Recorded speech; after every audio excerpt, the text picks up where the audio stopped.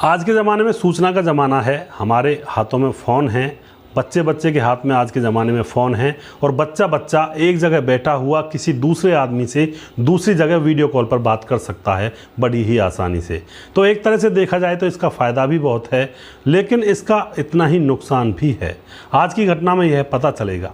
दोस्तों, आज की घटना है, गर्लफ्रेंड से संबंध बनाते हुए एक पति अपनी बीवी को वीडियो कॉल करता और सारा दृश्य देखने पर मजबूर करता।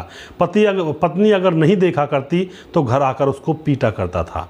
इस तरह से वह अपनी पत्नी को टॉर्चर कर रहा था। उसके बाद क्या होता है दोस्तों, उसकी बेटी ने कर दिया सिलबट्टे से अपने पिता का काम तमाम। आखिर क्या होता है, इस घटना की पूरी सच्चाई जानने के लिए आप हमारे वीडियो को अंत तक जरूर देखिएगा।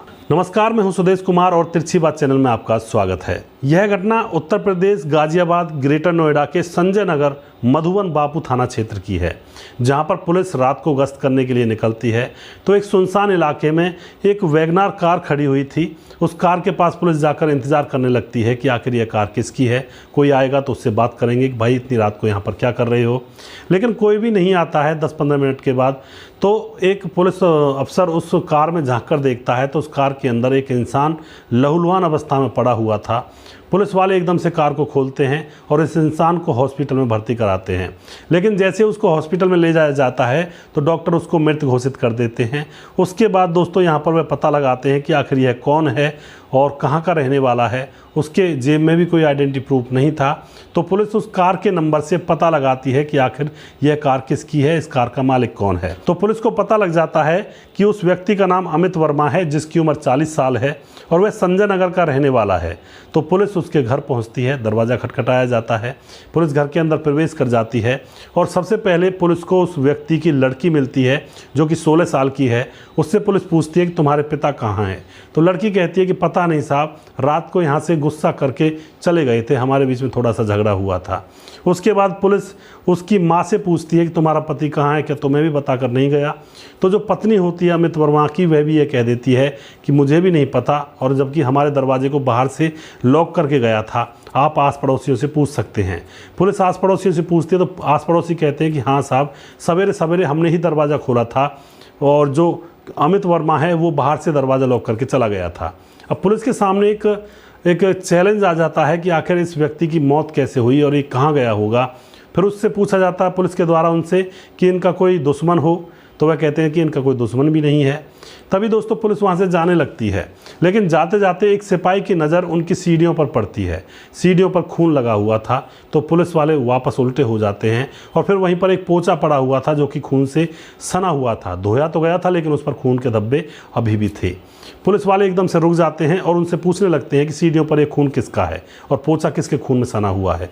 तो यहाँ पर दोनों माँ बेटी हड़बड़ा जाती हैं और फिर उसके बाद सख्ती से उनसे पूछताछ किया जाता है। तो उसके बाद खुलता है यहाँ पर एक बहुत बड़ा राज। यहाँ पर क्या होता है दोस्तों, यह जो अमित वर्मा होता है, इसका अफेयर एक लड़की जिसका नाम होता है प्रीति और जो कि सहारनपुर की रहने वाली होती है, उसके साथ इसका अफेयर चल रहा था। और अफेयर भी ऐसा था, जब यह उस गर्लफ्रेंड से मिलने के लिए जाया करता, उसके साथ जब संबंध बनाया करता तो वीडियो कॉल अपनी पत्नी के पास करता और संबंध बनाते हुए की लाइव वीडियो यानी कि वीडियो कॉल उस पत्नी को दिखाता। और वह पत्नी अगर देखने से मना कर देती थी तो वह वापस घर आता था जब अपनी पत्नी को पीटा करता था। यह सिलसिला रोज़ रोज़ का चल रहा था। यहाँ पर उसकी पत्नी ने भी ये भी कह दिया था कि तुझे किसी से प्यार करना है, तुझे किसी के साथ मुंह काला करना है तो करता रहे, लेकिन मुझे वीडियो कॉल क्यों दिखाता है तू। लेकिन उस पागल आदमी को यही सूझ रहा था कि उसको वीडियो कॉल दिखाई जाए। अब यहाँ पर क्या होता है, पत्नी बहुत परेशान हो जाती है। बेटी को भी अंदेशा लग चुका था कि उसका पिता आखिर कर रहा है तो क्या कर रहा है। बेटी 16 साल की थी, थोड़ी सी जवान हो ही चुकी थी। 2 छोटे छोटे बच्चे थे, एक 10 साल का, एक 8 साल का। अब क्या होता है, अब यहाँ पर 3 सितंबर 2022 की रात को 12 बजे जो बेटी होती है 16 साल की, उसको कुछ लड़ाई झगड़े की सी आवाज़ सुनाई देती है तो वह जग जाती है। वह देखती है कि कमरे में जाकर उसके मम्मी पापा ज़ोर ज़ोर से लड़ रहे हैं और उसका जो पापा होता है उसकी मम्मी को पीट रहा होता है। तभी वह बेटी सिलबट्टा होता है उसको उठाती है और पापा के सर में दे मारती है। जैसे सिलबट्टे को उस व्यक्ति यानी कि अमित के सर में दिया जाता है तो वह एकदम से ज़मीन पर गिर जाता है और खून बहने लगता है। यहाँ पर दोनों माँ बेटी घबरा जाती हैं कि अब क्या होगा। उसके बाद जब वह मर जाता है, वह देख लेती है कि यह तो मर चुका है, उसके बाद उसकी लाश को उसकी गाड़ी में रखा जाता है और फिर वह बेटी जो 16 साल की है वह उस गाड़ी को चलाकर एक सुनसान जगह पर ले जाती है। यहाँ पर अचंभे की बात है कि बेटी को गाड़ी भी चलानी आती थी और सुनसान जगह में छोड़ करके वह अकेली वहाँ से वापस अपने घर आ जाती है और आकर के वह पीछे के दरवाजे पीछे की खिड़की से घर के अंदर घुसती है। उसके बाद फर्श पर जो खून लगा हुआ था, माँ बेटी उसको साफ करने की कोशिश करते हैं, लेकिन फिर भी कहीं ना कहीं खून के छींटे रह जाते हैं। उसके बाद जैसे सुबह होती है तो आस पड़ोस को वह बेटी और वह माँ चिल्ला चिल्ला कर बोलती हैं कि हमारे दरवाजे को बाहर से खोल दो, क्योंकि बेटी ने घर के अंदर जो प्रवेश किया था वो पीछे के दरवाजे से किया था और फिर बाहर के लोग उनका दरवाज़ा खोलते हैं। पुलिस वाले पूछते हैं कि तुमने ऐसा क्यों किया था, तो बेटी और माँ बताते हैं कि हमने टीवी सीरियल्स में देखा है, हमने क्राइम पेट्रोल में देखा है कि अगर पड़ोसी गवाही दे देंगे तो हम बच जाएंगे, इसलिए हमने सोचा कि पड़ोसी ये कहेंगे भाई दरवाज़ा तो हमने ही खोला था, वह इनको बंद करके चला गया था जो इनका पिता था। तो दोस्तों यहाँ पर सारा मामला पुलिस के सामने खुल जाता है और उसके बाद क्या होता है, यहाँ पर उन दोनों को जेल में डाल दिया जाता है। जो माँ होती है उसको जेल में डाला जाता है और जो बेटी होती है उसको बाल सुधार गृह में डाला जाता है।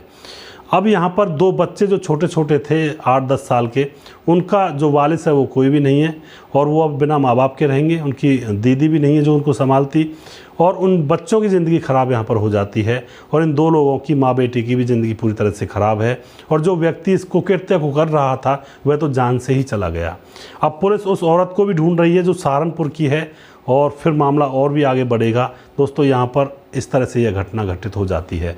तो मैं बार बार कहता हूँ कि जो अवैध संबंध होते हैं उनका जो अंजाम होता है बड़ा ही खतरनाक होता है। कभी भी अवैध संबंधों में कोई अच्छा रिजल्ट नहीं निकलता है। हो सकता है आज रिजल्ट ना मिले, कल ना मिले, परसों ना मिले, साल 2 साल ना मिले, लेकिन अंततः अवैध संबंधों का जो अंजाम होता है वह इंसान को मिलता ही मिलता है और बहुत ही भयानक रूप में मिलता है। तो कभी भी अवैध संबंधों के चक्कर में ना पड़ें, न जाने कब क्या कैसे कुछ हो जाए, ज़िंदगी का पता नहीं चलता है।